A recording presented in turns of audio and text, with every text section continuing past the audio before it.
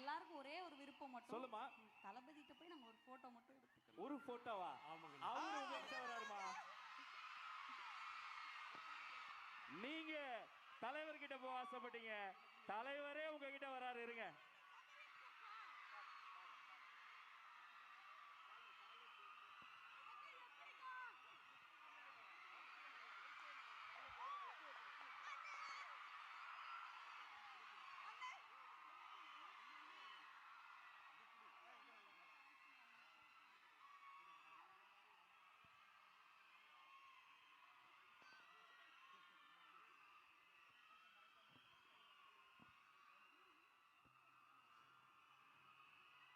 அத்தனை இசை கலைஞர்களையும் அன்பு பாராட்டி கைகுலுக்கி வாழ்த்தி நமது சார்பில் வெற்றி தலைவர் அவர்கள் பொன்னாடை போர்த்தி